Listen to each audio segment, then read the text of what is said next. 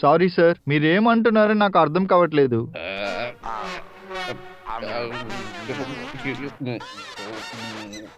ఓ, ఈరోజు మౌన పెడతామా అట్నా?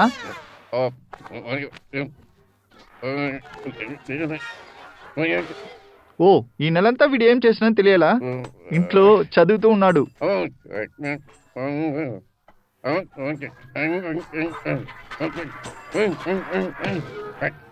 అవును సార్, వీడు నా దగ్గర అన్ని చెప్పాడు.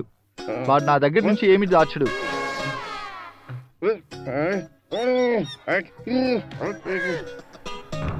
మ్యాటర్ ఏంటి? ఆ గొడవ గురించే కదా సార్. యాక్చువల్లీ ఇలాంటి చిన్న చిన్న విషయాల్ని పట్టించుకోకుండా వదిలేయాలి. పెద్దోళ్ళు మనమే క్షమించకపోతే పిల్లల్ని ఎవరు క్షమించారు?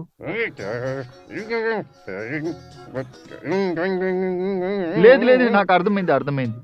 యాక్చువల్లీ సార్, స్టూడెంట్ లైఫ్ లో మనం కూడా ఏదో ఒకటి చేసి ఉంటాం కదా. మీరు, నేను, అప్పుడు ఇప్పుడు రెండు సైడ్ ఉంటుంది. దీంట్లో సంబంధించిన పిల్లల పేరెంట్స్ కూడా ఇలాగే ఆలోచించారు. ఈ వయసులో ఇదంతా సహజమే సార్. Sir, yes sir.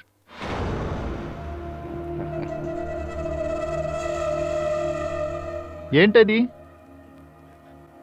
ఆయన ఏం చూపించాలంటున్నాడు? ప్రోగ్రెస్ రిపోర్టా?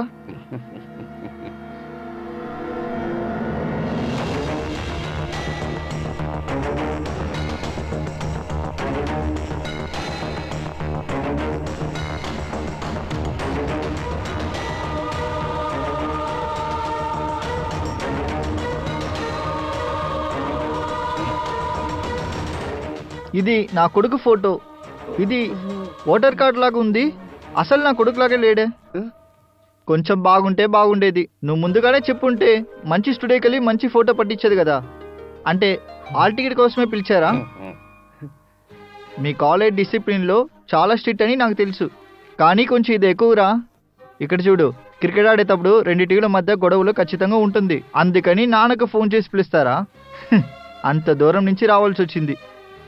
ఎనీవే, ఎగ్జామ్స్ బాగా రాయి. ఒక మంచి రిజల్ట్ తీసుకొస్తే ఫుల్ ఫ్యామిలీగా వైష్ణవి దేవి గుడికి వెళ్దాం. ఆల్ ద బెస్ట్ రా.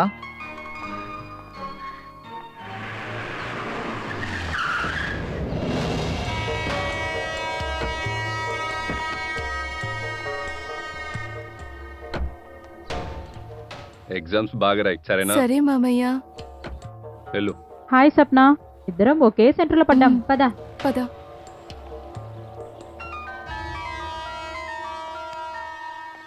చెప్పు బావా. మీరు కంగారు పడకండి. నేను చూసుకుంటా. మీరు టెన్షన్ తీసుకోకండి. ఏదైనా జరిగితే నేను చూసుకుంటా. స్వప్న కాలేజీలో అమ్మాయిలు మాత్రమే ఉన్నారు, బాయ్స్ అంతా వేరే కాలేజీలో ఉన్నారు. అవును, బీడిఎం ఇంటర్నేషనల్. స్వప్న ఇక్కడ ఉంటుంది. మీడియమే తన సెంటర్. BDM international. నేను వెళ్ళి చూసేసేస్తా. ఒరే రాజు, నీకేమైనా పిచ్చా ఏంటి? ఇంకా హాఫ్ అన్ అవర్ లో ఎగ్జామ్ స్టార్ట్ అయిపోతుంది. Half an hour? ఎగ్జామ్ కి ఇంకా హాఫ్ అన్ అవర్ ఉంది. ఒకవేళ ఇంకో హాఫ్ అన్ అవర్ లేట్ అయితే ఖచ్చితంగా ఎగ్జామ్ లో ఆలోచిస్తారు. అయితే టోటల్ గా 1 గంట. నేను వెళ్తా.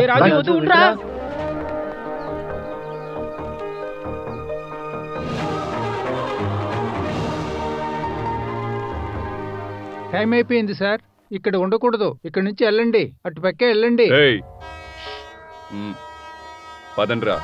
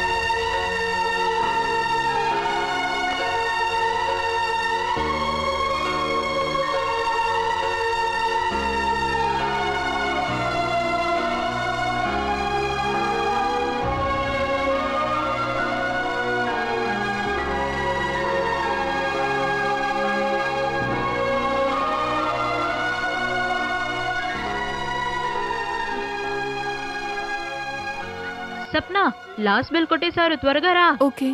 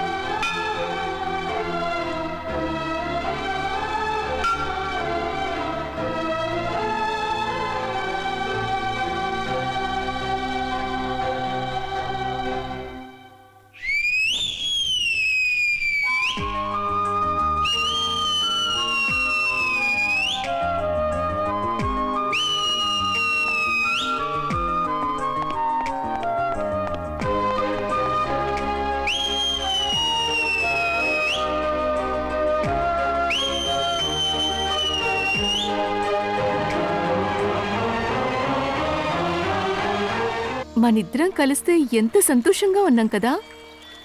మా పేరెంట్స్ ఎప్పుడూ ఒకటి చెప్తారు, వాళ్ళేం చేసినా మన మంచి కోసమే. అలా అయితే మనం కలుసుకొనిస్తే బాగుంటుంది కదా. ఏమంటావ్? సర్లే అరుద్లే, అసలు నన్ను అర్థం కూడా చేసుకోరు.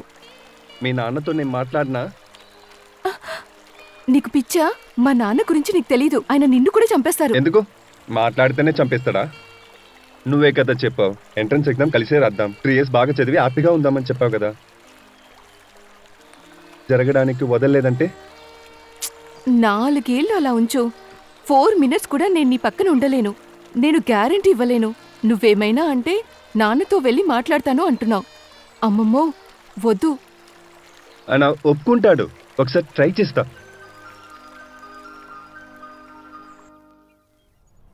ఒక్క నిమిషం. ఏవండి, కుష్బిహార్ ఫోన్ మితాలి ఆయన లైన్ లో ఉన్నాడు, తీసుకోండి. అల్లుడు ఒక నిమిషం ఉండు. హలో అల్లుడా, చెప్పండి.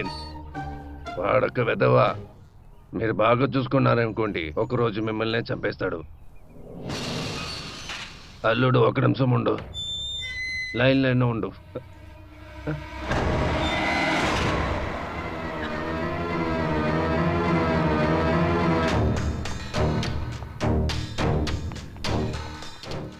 తమ్ముడు, ఎవరు నువ్వు? ఎవరు కావాలి?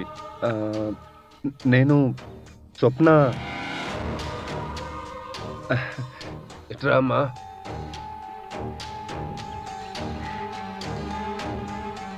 నేను న్యూస్ పేపర్లో ఫోటో వచ్చింది కదా, అది నేనే.